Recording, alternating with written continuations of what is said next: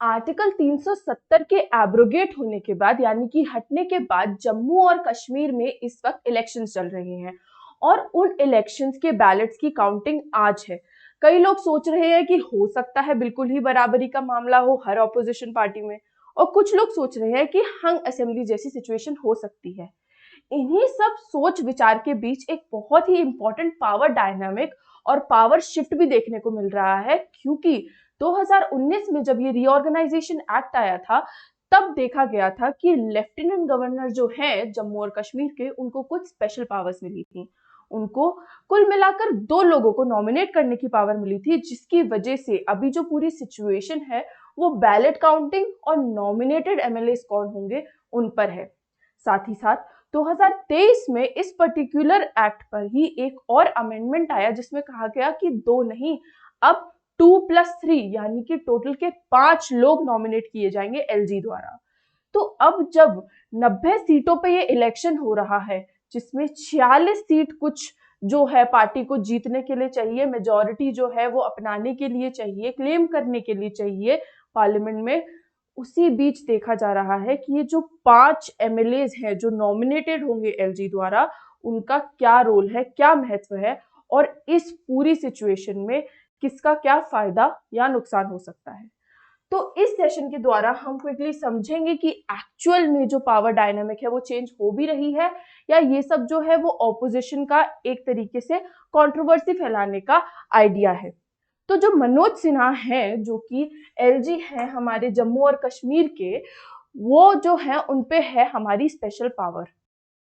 अब अगर हम यहाँ पे रिप्रेजेंटेशन की बात करें कि ये जो स्पेशल पावर किन किन पे वो प्रैक्टिस कर सकते हैं, तो जो हमारे कश्मीरी माइग्रेंट्स हैं, जो हमारे वुमेन है कश्मीर की, ताकि एक एक्चुअल रिप्रेजेंटेशन मिले उनको, और साथ ही साथ जो पीओके से डिस्प्लेस्ड लोग थे उनकी भी रिप्रेजेंटेशन जो है वो एलजी के हाथ में है। अब हो क्या रहा है इस पूरी सिचुएशन में कि जो यूनियन होम मिनिस्ट्री है उसका काफी ज्यादा इन्फ्लुएंस माना जा रहा है, क्योंकि जो गवर्नर और एलजी होते हैं किसी भी यूनियन टेरिटरी के या फिर फॉर दैट मैटर कहीं भी जगह के, तो उनके ऊपर कई सारा बार देखा गया है कि इन्फ्लुएंस होता है डायरेक्ट से सेंटर का, जिसकी वजह से ये पूरी सिचुएशन में ऐसा सोचा जा रहा है कि ऐसा हो सकता है कि अगर हंग असेंबली की जो परिस्थिति आती है वो आती है, तो ये जो 5 लोग हैं जो एलजी जो है हमारे नॉमिनेट करेगा, उससे डायरेक्टली फायदा होएगा किसका, बीजेपी का। तो वो जो सैफ्रनाइजेशन वाली एस्पेक्ट है, जो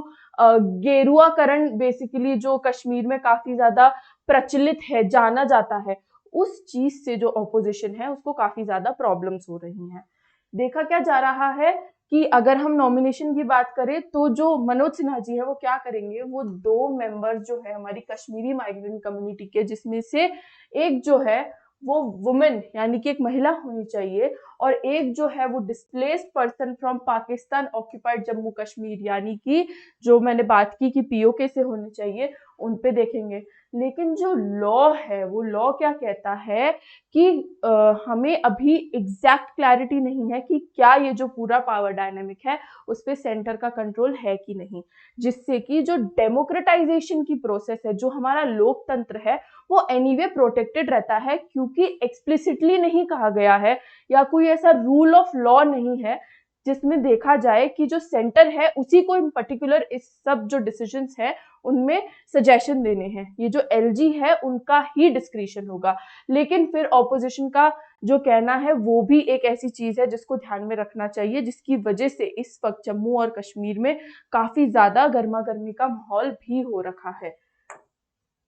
फिर हम देखें तो ये जो 5 है, ये जो 5 सीट्स हैं, ये जो 5 एमएलएज हैं, उससे और क्या चेंजेस आ सकते हैं, तो इससे ये और चेंज आ सकता है। तो जैसे कि अभी हमें पता है कि जो इलेक्शन हो रहा है वो कुल मिला के 90 सीट्स पर हो रहा है, और इसीलिए जो स्वीट नंबर, जो स्वीट स्पॉट पहुंचने की रिक्वायरमेंट है किसी भी पार्टी को, वो हाल फिलहाल में जो है वो है हमारी 46। पर अगर ये जो 5 लोग हैं वो ऐड हो गए तो ये जो टोटल सीट का नंबर है वो हो जाएगा हमारा 95 यानी कि 95, और जो हमारा हाफ वे मार्क है वो हो जाएगा 48,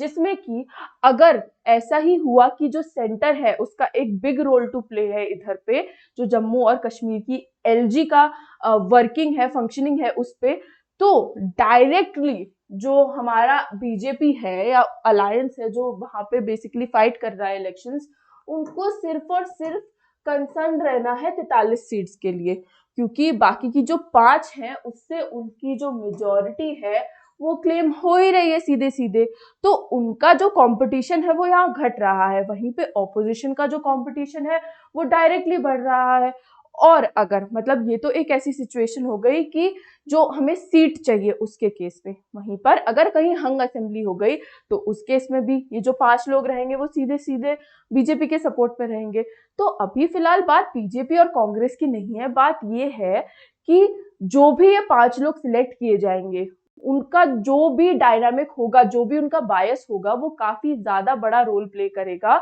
जो जम्मू एंड कश्मीर की गवर्नमेंट है उसको बनने में। तो इसी वजह से ये जो 5 सीटें हैं, रिगार्डलेस ऑफ द फैक्ट कि वो किसको जो है सपोर्ट करे ओवर द टाइम, बहुत ज्यादा मेजोरिटी का रोल प्ले करती हैं।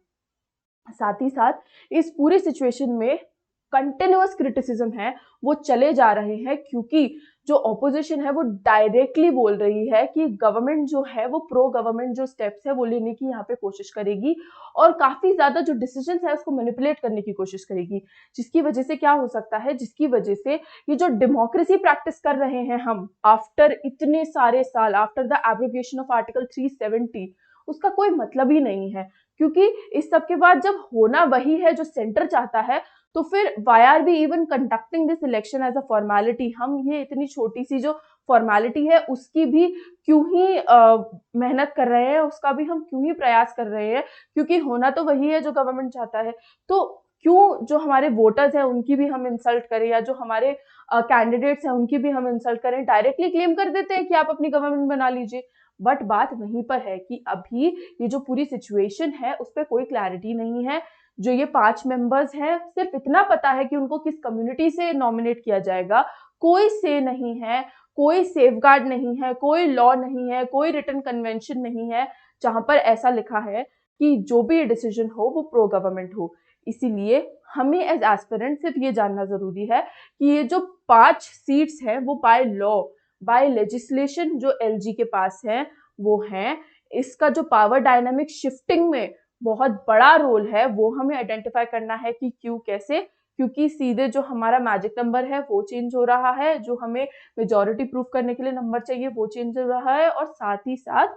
जो पावर डायनामिक में शिफ्ट आ सकती है in case of hung assembly वो भी चेंज हो सकता है। क्योंकि पहले इलेक्शन है आर्टिकल 370 के बाद, तो कई सारी पॉसिबिलिटीज जो है वो अभी फिलहाल में कंसिडर करके ली जा रही हैं। तो बिना किसी पर कमेंट करते हुए हमें क्या करना है, हमें बस इतना आइडेंटिफाई करना है कि एग्जाम पर्पस से हमारे लिए क्या इंपॉर्टेंट है। तो जो भी मैंने यहाँ पे डेटा स्टैटिस्टिक्स आपको समझाने की कोशिश की वो हमारे एग्जाम पर्पस से इंपॉर्टेंट है, क्योंकि ये जो पूरा लेजिस्लेशन है या जो ये जो पूरी एक्सरसाइज अभी चल रही है वो वैसे तो बोला जा रहा है कि पौंडीचेरी मॉडल का एग्जैक्ट रेप्लिका है, लेकिन हमें समझना होगा कि जम्मू और कश्मीर और पौंडीचेरी 2 ऐसी जगह है जहाँ पे जो हालात है वो काफी अलग अलग है। इसीलिए इंपॉर्टेंट हो जाता है कि हमें पता हो चीजों के बारे में एज इट इज।